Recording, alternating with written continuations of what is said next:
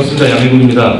저는 좀 차분하게 지금 8종 한국사 교과서가 가지고 있는 여러 가지 문제가 있습니다. 그런데 이 근본적인 이 교과서를 두고 벌어지고 잠깐만 양해를 구하겠습니다. 우리 발표하는 과정에 우리 전기현 의원님이 오셨네요.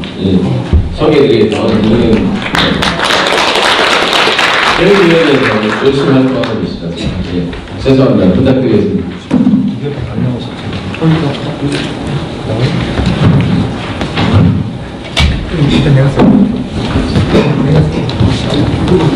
어느 교과서나 문제가 없는 교과서는 없습니다만은 지금 8종 한국사 교과서의 문제를 보려면 이 최근 100년간 국제사회를 가로지르는 두 가지 쟁점에 대해서 이해를 할 필요가 있습니다. 이제 곧 있으면 명절이고 이제 고향 내려가시면은 집안에 이제 친지분들, 조카분들 많이 만나실 텐데 오늘 제가 말씀드리는 것을 가지고 차분하게 설득하시면은 좋은 교육이 될 거라고 생각합니다. 먼저 최근 100년 사이에 국제사회의 조류는 개인의 가치, 개인의 권리를 존중하는 물줄기가 있습니다. 이른바 자유진영의 물줄기입니다. 그리고 아니다. 그 반면에 개인은 집단 속의 구성원일 때 비로소 의미가 있는 거다. 개인보다는 집단이 먼저다. 이런 물줄기가 있습니다. 그것이 이른바 전체주의 물줄기. 그 전체주의 물줄기 가운데 중요한 부분이 이제 공산주의라고 말할 수 있습니다. 대한민국은 잘 아시다시피 건국과 동시에 자유진영의 이론임을 선언했고 인정받았죠. 그 결과 대한민국은 성공한 나라가 됐고 전체주의를 선택한 국가들은 예외 없이 패망을 했습니다. 1990년에 전체주의의 종주국인 소련이 패망함으로써 그 체제는 이미 실험이 끝났다고도 말씀드릴 수 있습니다. 그런데 인간의 이념이라는 것은 아주 무서워서 한번 이게 머릿속에 들어오면 쉽게 버려지지가 않는 모양입니다. 그렇기 때문에 이미 20년 전에, 30년 전에 이 실험이 끝났음에도 불구하고 여전히 대한민국 일각에서는 그것에 대한 향수, 그것에 대한 어떤 중독에서 깨어나오지 못하고 있는 분들이 있는 것 같고 그러한 여파가 교과서에까지 스며들고 있다고 저는 분석하고 있습니다. 그래서 여러 가지 쟁점이 있지만 저는 딱 세 가지만 말씀드리겠습니다.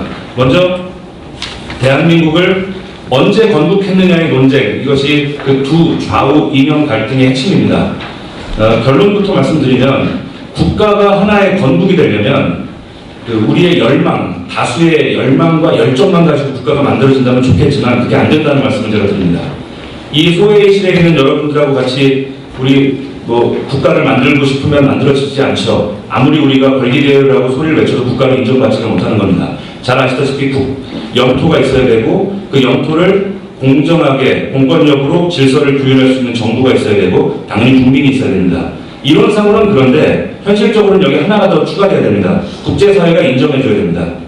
예를 들어 우리가 아무리 영토, 주권, 국민 다 갖추고 있어도 이웃 국제사회의 강대국이 연인의 뭐야 하고 뻥쳐버리면 그만인 겁니다.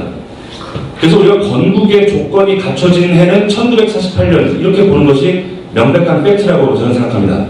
첫째는 영토, 주권, 국민이 갖춰지고 미국이 사실상의 국가주의를 인정했고 그 48년 말에는 유엔에서 한반도의 유일한 합법정부라고 인정한 것입니다.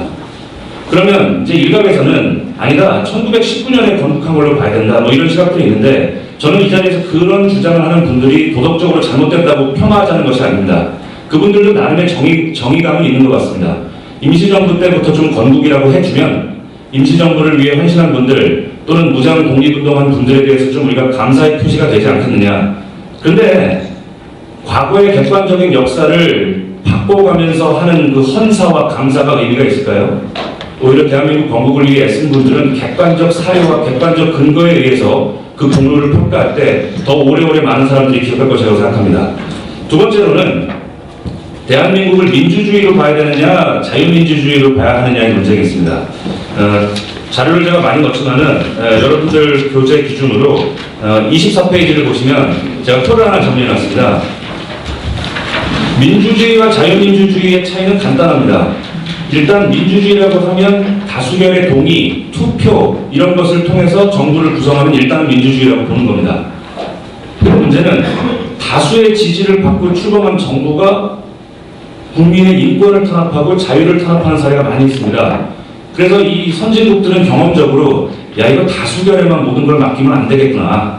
그래서 아무리 다수가 지지를 하고 다수결이 요구해도 절대로 건드릴 수 없는 불가침의 권리, 예를 들면 아무리 광화문 광장에 60만 명, 100만 명이 모여도 개인의 사유재산을 뺏을 수는 없어. 아무리 나쁜 놈이어도 삼심 보장해야 돼. 변호사 보장해줘야 돼. 이런 몇 가지 우리 개인의 기본적인 권리는 그 누구도 바꿀 수 없게끔 안전장치를 걸어놓은 민주주의, 한 단계 발전한 민주주의, 그것을 우리가 자유민주주의라고 부릅니다. 그래서 그 표에 보시면은 로버트 모리슨 맥키버라는 아주 위대한 정치학자입니다. 그분이 5가지 질문을 했어요. 이 5가지 질문에서 한 가지라도 노라면 그건 민주주의 아니라는 겁니다. 정부 의견을 반대해도 내 목숨을 부지할 수 있어? 아니야, 가끔씩은 정부의 의견을 반대하면 죽을 수도 있어. 그건 민주주의 아니라는 겁니다. 투표로 정부가 구성됐더라도. 대다수가 반대할 경우에 집권당을 교체할 수 있어? 반대할 경우에 교체할 수 있어. 그런 민주주의라는 겁니다. 단순히 투표에 의해서, 저 북한처럼, 북한에도 투표가 있긴 있습니다. 그런데 반대할 권리는 없죠. 김정은을 새 지도자로 추대하겠다고 하는데 반대했다가 죽습니다. 그러나 투표가 있는 겁니다. 그런 민주주의를 우리가 대한민국의 민주주의와 동격시한다는 것은 큰 문제가 있다고 생각합니다. 그리고 레리 다이아몬드라는 학자는 민주주의와 자유민주주의를 구분하는 요건으로서 선거의 결과를 알 수 없어야 한다고 얘기합니다. 북한의 경우는 선거의 결과를 알 수가 있습니다. 뻔한 거죠. 대한민국은 개표하기 전까지는 선거의 결과 알 수가 없습니다. 그러면 자유민주주의인 겁니다. 또 일부 젊은 학생들이 아니 선생님 사회민주주의도 있잖아요. 사회민주주의도 삼권 분립이 보장되고 언론의 자유가 보장되고 투표의 결과를 개표 전까지 알 수 없다면 그것도 자유민주주의인 겁니다. 그러니까 유럽의 스웨덴, 덴마크, 핀란드 이런 복지국가도 자유민주주의인 겁니다. 그래서 마치 민주주의에 여러 가지 갈래가 있고 그 여러 가지 갈래의 민주주의가 다 동등하고 다 비슷하다는 식으로 얘기하는 것은 그 역사에 대한 거짓말이고 한국 교과서가 가야 될 길이 아니라고 저는 생각하는 것입니다. 여러 가지 많은 얘기도 있지만 제가 막내라 시간을 많이 쓸 수 없으니까 짧게 결론을 내리면 지금 20대, 30대 이러한 세파 속에서 역사 교육을 받은 20대, 30대가 저는 아주 기특하고 대견합니다. 여기 계신 분들 가운데서는 젊은이들이 정치적인 색깔을 나와 비슷하게 해주지 않으니까 좀 야속하기도 하고 제가 실제로 광장에 나가서 태극기도 좀 들어보고 했는데 일부 좀 격정적이신 우리 애국자분들은 막 젊은이들이 지나가는데 막 화를 내고 그럽니다. 그런데 재밌는 일이 하나 있었습니다. 지금 여러분 다 아시다시피 문재인 정부가 출범하는 데 있어서 가장 혁혁한 공을 세운 게 20, 30대입니다. 다 아시죠? 근데 그 20, 30대들이 저는 아주 기특하다고 보는 이유가 그때 동계올림픽에서 무리하게 남북한 단일팀 만들었던 거 기억나시죠? 그때 20대와 30대의 85% 이상이 반대했습니다. 얼마나 기특한 세대들입니까? 문재인 정부는 지지했지만 그렇다고 해서 문재인 정부의 모든 행위를 맹목적으로 지지하지는 않는 세대인 것입니다. 이런 아이들을 우리가 잘 다독이고 교과서가 비록 이렇게 오염되어 있지만 차근차근 그들의 눈높이에 맞춰서 타일러야 됩니다. 우리가 화가 난다고 해서 야 그거 빨갱이 교과서야 그럼 소통이 안 되는 겁니다. 그리고 지금 최근에 조사를 보니까 지금 젊은이들의 85% 아까 말씀드린 그 수치보다 더 많은 수치가 매일매일 유튜브를 보고 있다고 합니다. 그러니까 아까 말씀드린 대로 그런 무리한 단일팀 구성에 반대한 그건 누가 가르친 적도 없을 겁니다. 학교에서. 그럼에도 불구하고 그 학생들이 나름의 정의감, 이 세계화 시대에 맞는 그러한 시민의식을 갖고 있다는 것은 결국 자유화 시대, 세계화, 정보통신의 발달, 대한민국의 자유, 이것이 우리 20대에 그렇게 가르친 것이라고 저는 생각합니다. 많은 사람들이 특히 역사교육을 얘기하면서 다양성, 상대성에 중독되어 있는 경우를 많이 봅니다. 이런 체제도 있고 저런 체제도 있는 거 아니야? 북한 체제도 국가니까 어느 쪽이 옳다고 말할 수는 없는 거 아니야? 제가 북한 체제를 비판하면 또 일부 학생들이 그럽니다. 교수님, 그거 왜 그렇게 일방적으로 말씀하십니까? 북한 체제도 나름대로 의미가 있는 거 아닙니까? 물론 그런 데가 있죠. 우리가 이 세상을 살아보면은 올바름, 옳고 그름을 얘기할 수 없는 경우도 있습니다. 그는 좋은 사람이야, 나쁜 사람이야. 그럼 토론의 여지가 있죠. 하지만 우리 인생을 살아보면 대부분의 경우 옳고 그름이 명확한 경우가 훨씬 더 많습니다. 여기는 여의도냐 아니냐, 여의도이거나 아니거나 둘 중에 하나입니다. 그런데 여의도일 수도 있고 아닐 수도 있어라고 얘기하면 그건 포용력이 있는 사람이 아니라 바본 겁니다. 그거는 자유가 옳아 아니면 전체주의가 옳아, 자유도 옳고 전체주의도 옳아요. 그거는 포용력이 있는 사람이 아니라 역사에 대한 무지고 맹종입니다. 수치상으로도 얼마 전에 대통령께서 아주 바람직한 나라, 배워야 될 나라, 행복한 나라라고 예를 든 부탄이라는 나라가 있습니다.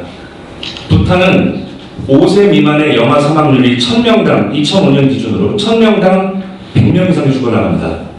대한민국은 최근 통계를 보니까 1명 정도 죽습니다. 그리고 전 세계에서 가장 젊은 아이들이 가고 싶어하는, 들어가고 싶어하는 직장, 그 10개가 있는데 여러분 다 아시는 기업들입니다. 논문에 써놨습니다. 애플, 마이크로소프트, 그 중에 2개가 미국 회사가 아닙니다. 하나가 삼성이고 하나가 일본 도요타입니다. 이미 자유를 선택한 나라, 자유시장 경제를 선택한 나라가 역사의 갈림길에서 올바른 선택이라는 건 명백한 사실입니다.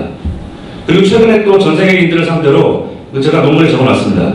가장 가고 싶은 도시가 어디냐? 너 이번 방학 때 가고 싶은 도시가 어디냐? 이 상위 10개 국가들이 다 예외 없이 자유국가의 도시들입니다.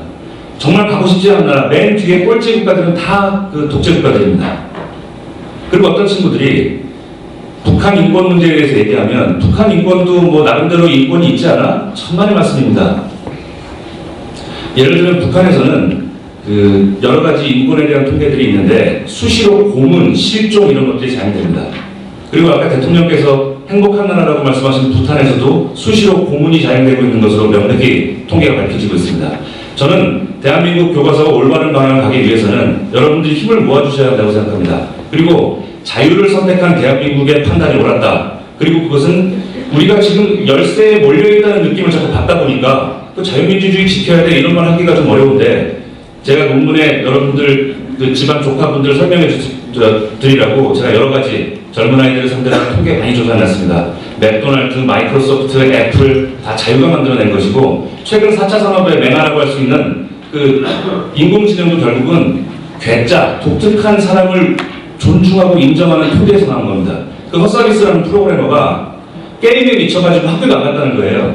근데 그 프로그래머의 어머니가 그래 우리 아들 게임하고 싶으면 실컷 해 하고 놔뒀다는 겁니다. 그러니까 그 아이가 나중에 자라서 인공지능을 만들어내는 겁니다. 이렇게 독특한 개인, 다소 괴짜 같은 그 개인의 개성을 존중하는 그 토대, 그러한 정신, 그러한 헌법 가치를 대한민국이 선택했기 때문에 지금 이 문재인 정부에서 이런 세미나도 할 수 있다고 저는 생각합니다. 그래서 8종 한국사 교과서에 대해서 여러 가지 문제들이 있지만 자유를 선택한 대한민국이 옳았다는 그런 신념을 가진 분들이 더 많아져야 이 교과서 전쟁에서 이길 수 있다고 생각합니다. 그리고 저는 지금 자유한국당에서 안보위원회에서 자문위원을 맡고 있습니다. 뭐 월급을 받고 있는 건 아니고 뭐 북한에서 미사일 쏘거나 그러면 뭐 일요일 아침에 비가 와도 제가 회의에 나와서 참석하면서 이런저런 제 나름으로 당에 기여하려고 노력을 하는데 최근 뭐 일부 당직자가 무슨 뭐 세미나 몇 번 불러주니까 뭐가 된 줄 안다 뭐 이런 식의 얘기를 해서 좀 저희 같은 외부에 있는 분들에게 좀 힘을 빼는 얘기를 하는데 오늘 여기 세미나에 오는데 곽상도 의원실에 그 직원이 전화가 왔습니다. 전화해서 주차하는데 불편함은 없으십니까? 차 번호가 어떻게 되십니까? 이렇게 물어주는 그 한마디에 저희 같은 외부 자문위원이나 우리 자유학자들은 거기에서 힘을 얻는 겁니다. 물 한 잔 주는 것에 저희는 거기서 힘을 얻습니다. 그래서 요즘 여러 가지로 당 안팎으로 좀 문제가 많은 그 얘기가 들리는데 좀 우리 일치단계라서 힘을 모으고 이럴 때 좀 우리 당직자 여러분들이 그리고 외부 학자들 좀 많이 좀 격려해 주시고 저 감사 인사도 좀 해주시는 그런 분위기가 만들어졌으면 좋겠습니다. 거기에서부터 교과서 혁명이 시작될 것이라고 생각합니다. 감사합니다.